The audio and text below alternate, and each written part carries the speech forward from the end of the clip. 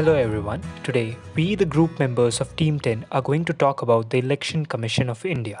Election Commission, also known as the Guardian of Elections in India, is an independent and permanent body that was formed by the Constitution of India on the 25th of January 1950, which is a day before Republic Day with the aim of ensuring fair and free elections in India.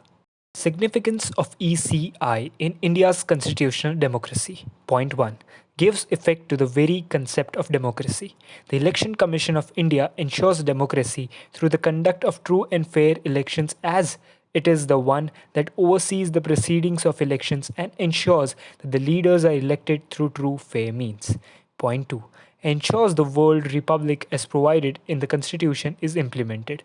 The Election Commission ensures that the republic is functional in India, as it is the one that oversees the provisions of electing leaders of the country, and the leader are the ones who further elect the head of the state, that is president. Point 3. Ensures right to equality.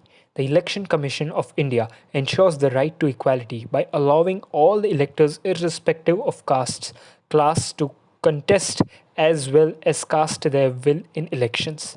The Election Commission of India oversees elections for the Lok Sabha, Rajya Sabha, state legislative assemblies, the President, and the Vice President of India. Our presentation will now focus on the constitutional provisions safeguarding ECI and the adequacies. So my friend Ayush has just introduced the Election Commission of India. Now I'm going to talk about the provisions that enable this institution. Firstly, the Election Commission of India is vested by the Indian Constitution with supervising, directing and controlling the whole election process. It includes the Parliament and Legislature of every state and offices of President and Vice President of India. Article 324. Article 324 of the Constitution of India enables all the powers and functions of the Election Commission of India for conduct of free and fair elections. The Commission exercises its powers and performs its functions under the Article 324 in conformity with the provisions of Sections 9 to 11 of the Election Commission Act 1991. Article 324 is a reservoir of power and leaves scope for use of residuary powers by the Election Commission of India in its own rights as a mechanism of the Constitution. This enables the Election Commission of India to issue orders and directions to the candidates to provide crucial information like education qualification, for example. Next point is that the Election Commission of India is constituted as an autonomous and independent body to ensure fairness in the democracy, and hence it is said to be the most important arbitrator on elections.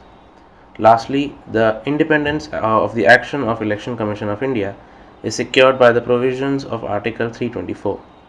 The provisions are as follows. First, the Chief Election Commissioner shall not be removed from his office except on the conditions as that of a judge of a Supreme Court. Second, after his appointment, the Chief Election Commissioner's service terms cannot be changed to his disadvantage. Now we'll be talking about a few instances where there has been alleged misuse of power by the Election Commission of India. The first instance is related to the assembly elections held in West Bengal 2021. During those elections, there have been several instances that show the Election Commission's inaction against many statements made by several political leaders. While addressing the voters during the election campaign in Kalyani and Silguri, Narendra Modi had made statements that are in clear violation of the Model Code of Conduct. During his speech in Kalyani, the Prime Minister had mentioned that the interest of the Mathua community and the Namasudra community have been ignored all these years. This statement is in clear violation of the Model Code of Conduct because it appeals to the voters on the basis of caste. During his speech in Silguri, PM Modi had also commented about the Cooch Behar incident. In Cooch Behar, 4 persons were shot dead by the Central Industrial Security Forces as they were under alleged attack by the locals. Narendra Modi mentioned that Ms. Mamta Banerjee is responsible for the happenings in Cooch Behar, while no such allegations were verified or proven. The Election Commission has not taken any action against PM Narendra Modi for the above 2 statements that are in clear violation of the Model Code of Conduct. However, Ms. Mamta Banerjee had also made statements appealing to the minorities and women in particular. But The Election Commission had taken action against them by placing a 24-hour ban on her from campaigning in the remaining phases of elections. Hence, we can see that the Election Commission had a biased approach during those elections. Now, Deepak will take over. The second instance which I'm going to talk about is the removal of Kamal Nath from the star campaigner status by Election Commission.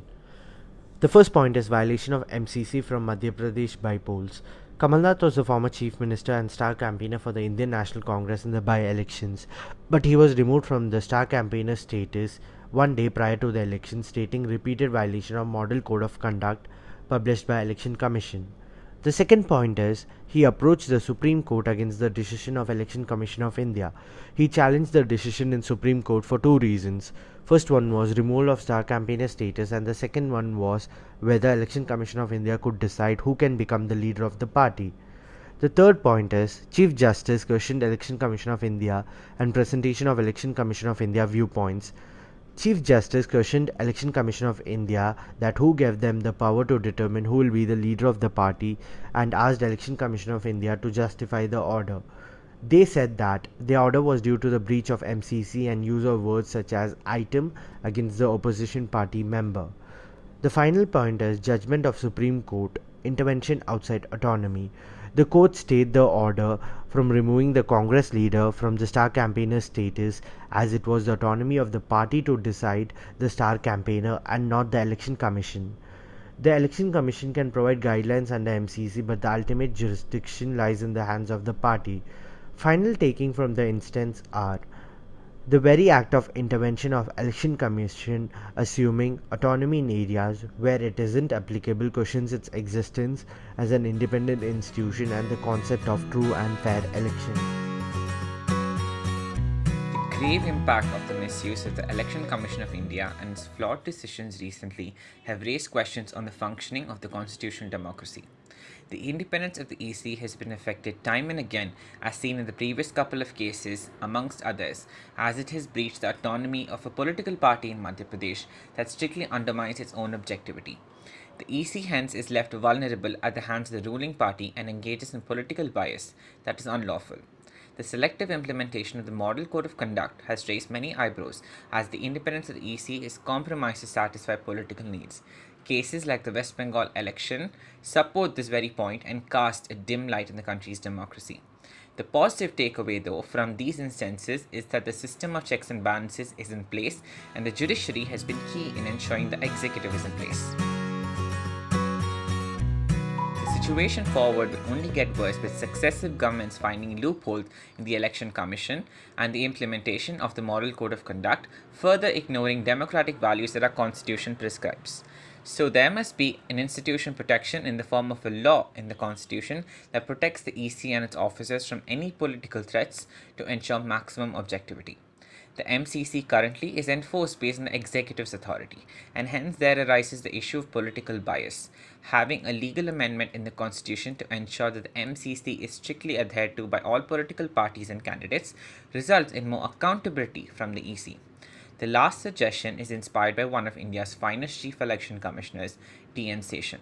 The stricter enforcement of the Representation of Peoples Act 1951 to ensure minimal criminal and illegal activity by candidates and to ensure free and fair election is very essential. Two phenomenally talented leaders, J. Jayalalitha, the five-time ex-Tamil Nadu Chief Minister, and the ex-Prime Minister Indira Gandhi, have been removed from their office due to unlawful activities that go against this act. To close our argument, the strict enforcement of the MCC and the Representation of Peoples Act 1951 is key to ensuring integrity and minimum political bias by the EC. The EC remains the backbone of the democratic values of this nation, being solely in charge of conduct of free and fair elections. I hope you found this presentation informative. Thank you, and this is Akshay, Ayush, Deepak, Abhiram. Suyash. signing off.